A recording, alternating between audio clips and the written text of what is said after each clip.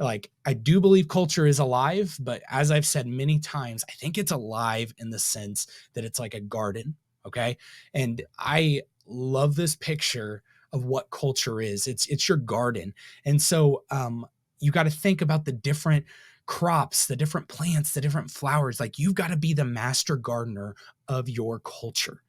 Okay, it puts responsibility of culture on you instead of, oh yeah, our culture just is however we feel and however it's been flowing.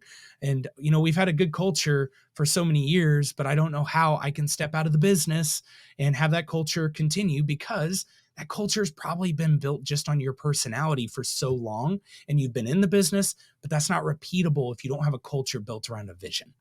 Okay, so this is where you got to start thinking about, okay, what are the different plants? What are the different generations within our team? I Mhm. mean, why does that matter? Well, why does it matter if you have a plant that is a needs a lot of sun, or in a plant that's more of a shade plant? Now you've got to think about where you put those things, how you invest in those things. Do they need a lot of investment? Do they need a little investment? Is too much investment, too much water, too much focus like going to be bad for it because it's a more autonomous plant?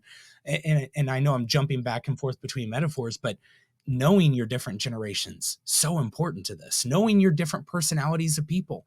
Yeah. Introverts and extroverts need very different things. Mhm. Are you thinking about that?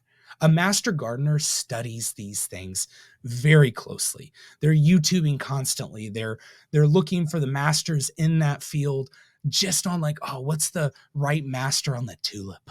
I'm going to look into the tulip and that's it.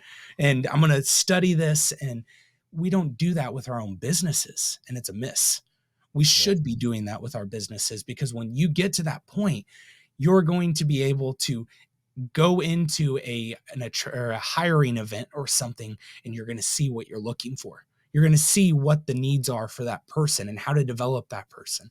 And you're going to see very clearly what's not part of your garden.